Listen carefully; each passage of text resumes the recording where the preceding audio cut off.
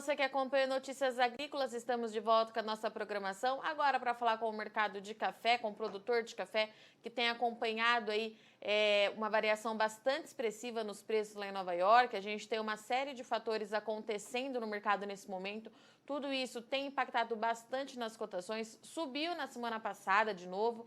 Hoje o dia foi de uma correção técnica, de ajuste técnico, o mercado teve um dia mais tranquilo, mas ainda tem bastante coisa para acontecer, tem bastante dado importante para o mercado de café para sair nesses próximos dias. Então, para a gente tentar entender o que está acontecendo, o que o produtor pode esperar, eu convido aqui mais uma vez o Fernando Maximiliano, ele é analista de mercado, ele fala em nome da Stonex. Seja bem-vindo, meu caro. Muito obrigado pelo convite, sempre um prazer. Fernando, hoje tivemos um dia mais tranquilo para as cotações aí de café, mas a última semana de novo foi bem movimentada, os números subiram, teve alguns números aí da Organização Internacional do Café que movimentaram de novo lá a Bolsa. Como é que você avalia essas últimas movimentações? Bom, Virgínia, o mercado de café, né, você bem comentou aí, nas últimas semanas apresentou um acréscimo importante. Primeiro que tem um suporte muito forte no lado fundamental, né? Essa questão da produção brasileira já é um ano de penalidade negativa. O clima também não colaborou nos últimos meses e isso tem preocupado os participantes. O que traz aí essa perspectiva, né, como bem você disse a respeito da Organização Internacional do Café, uma perspectiva de um balanço de oferta e demanda negativo no próximo ciclo. E além disso, né, associado a esse fator, a gente tem também os problemas que aconteceram na Colômbia recentemente, e aí o clima no Brasil também, a seca, né, que segue no foco dos participantes do mercado. Fernando, quando a gente fala em informação nova, não tem nada de muito novo que está chegando no mercado, né? Na verdade, é aquilo que você já vinha comentando com a gente há algum tempo, essa quebra de safra para o Brasil, essa expectativa da vacinação que de fato começa a acontecer com mais peso. Paralela a tudo isso, a gente teve de novidade essa questão da Colômbia, que me parece que está um pouco longe de ser resolvida. É isso mesmo?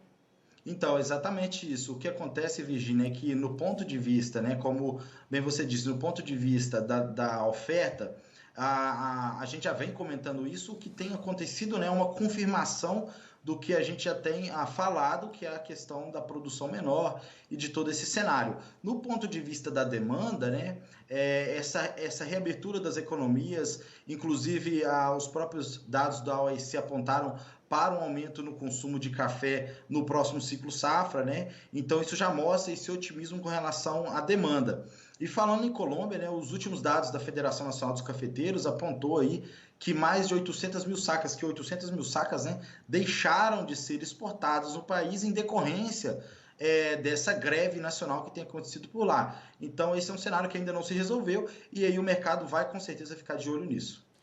E Fernando, quando a gente fala em um aumento de consumo diante desses problemas de oferta, é um cenário que levanta certa preocupação, né? Porque a gente já tem o Brasil com essa redução por conta da questão climática, a gente tem a Colômbia, o segundo maior produtor de café arábica, que não consegue fazer as entregas desse café. A impressão que nos dá é que sim, o mercado tem tudo para continuar subindo. Como é que você faz essa análise? A gente tem esse preço muito positivo para o produtor, mas por outro lado, tanto o produtor brasileiro, mas também o produtor colombiano, nesse momento, não consegue aproveitar esse preço, né? Então, no ponto de vista fundamental, Virgínia, ainda é um cenário construtivo, no ponto de vista fundamental. Inclusive, já aproveito, né, para incluir aqui para vocês, recentemente o USDA, né, que é o Departamento de Agricultura americano, fez a publicação de alguns relatórios dos adidos deles dos países produtores. Já foram 15 relatórios divulgados, não são todos, então existem relatórios que ainda vão ser divulgados nos próximos dias. Mas, se a gente olhar o total parcial do que foi divulgado pelo SGA, e só para vocês terem ideia, nós estamos falando das estimativas do órgão para o Brasil, Vietnã, Colômbia, Indonésia, Etiópia e outros países, ou seja, os maiores produtores, e considerando os números que o SGA tem apontado para a gente, né, o parcial, tá? Esse é parcial, a gente vê uma estimativa de queda na produção mundial de 7,1%. Então isso aí vai de encontro com toda essa questão que a gente tem falado. Então, é um momento em que a oferta ela fica limitada, principalmente por conta da queda na produção do Brasil, né? Inclusive, olhando esses próprios dados do USDA, a queda do Brasil é de 19,5%, né? Quase 20%. Isso, o dado do USDA. Enquanto, por exemplo, outros países, a Vietnã, por exemplo, a gente tem um aumento de mais de 6%. Ou seja, esse peso maior na redução da produção vem da produção brasileira, que aí sofreu em decorrência dessas condições que a gente viu nos últimos meses. E, Fernando, especificamente nessa segunda-feira, dia 7 de junho, o mercado caiu, teve um dia de baixa. A gente fechou aí o contrato julho com 150 pontos de queda e o setembro, que a gente já está falando bastante também, 145. Mas ainda assim a gente ficou acima de 1,60 lá em Nova York. Essa queda de hoje, como é que a gente justifica ela para o produtor diante de um mercado que tem tudo para continuar subindo? Bom, o mercado ele é uma correção técnica e o mercado segue de forma mais lateral, Virginia. A gente vai ter aí, o mercado está esperando, inclusive, nessa semana, a divulgação dos dados de exportação do Brasil, que é do Secafé. Então, esse é um indicador muito importante. Além disso, na próxima semana será divulgado, né, os dados dos estoques nos Estados Unidos, no dia 15, e isso também é um dado importantíssimo para o mercado. Eu acho que o mais importante de tudo isso é o USDA, que no dia 18 vai fazer divulgação do relatório global. Então, até agora, eles divulgaram o relatório da produção de 15 países, que são os escritórios, os adidos deles nos países produtores, mas no dia 18 será divulgado o balanço oficial do USDA para a oferta e demanda mundial de café. A expectativa é que a gente veja, né, um déficit substancial no balanço de oferta deles, mas o mercado segue aí apreensivo e esperando esses novos dados que vão ditar a nova tendência do mercado a partir daí. Então, só para a gente, para frisar bem, dia 18 devem sair esses novos números, é isso, Fernando? Sim, exatamente, dia 18 de junho. Até lá a gente pode ter esse mercado aí andando um pouquinho de lado, mais lateral, sem grandes novidades. A não ser, é claro, que apareça alguma novidade referente à Colômbia, né, Fernando? Sim, com certeza. E claro também, né, o mercado ele vai seguir outros fatores técnicos, como o dólar, né, a variação do dólar, do peso colombiano, igual você disse. Então, ele tende a seguir mais esses fatores técnicos, mas tá todo mundo de olho aí nesses dados que devem ser divulgados nas próximas semanas. E quando a gente fala nos níveis que o mercado rompe lá em Nova York, Fernando, a gente está agora a 1,60. Qual que é a próxima barreira aí que o mercado deve testar? Não, vai depender exatamente de todos esses fatores, né? Então, o mercado vai tender a ficar aí um tempo tentando interpretar o que os fundamentos vão dizer.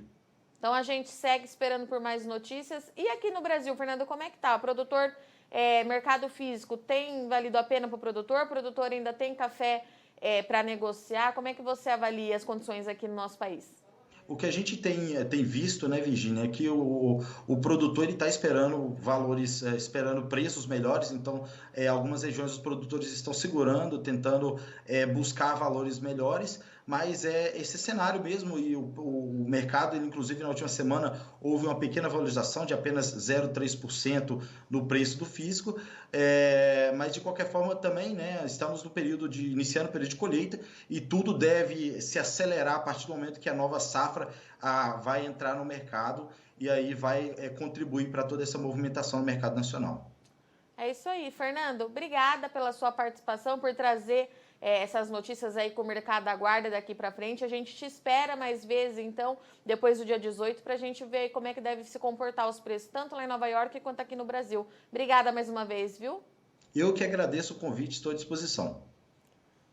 Portanto, essa foi a nossa análise com o Fernando Maximiliano, analista de café da Stonex, que trouxe para a gente que o mercado deve seguir aqui nos próximos dias, andando mais de lado, sem grandes variações lá em Nova York, salvo, é claro, se a gente tiver alguma notícia nova referente à Colômbia, que segue com as exportações, com os embarques paralisados. O país ele vive há mais de um mês uma onda aí de violência e protesto bastante expressivo. É uma coisa que preocupa muito, porque, segundo a própria Federação Nacional dos Cafeicultores, a FNC, divulgou na semana passada os números de cafés que não chegam ao mercado global já chega a 800 mil sacas, então a cada dia que passa isso se agrava ainda mais. Até lá, de acordo com o Fernando, o cenário ele continua assim sendo de preços firmes para o café, sobretudo por conta dessa quebra de safra do Brasil que mexe bastante com o mercado. A colheita acontece e os números aí de uma produção em menor escala, eles vão se confirmando cada dia mais por aqui.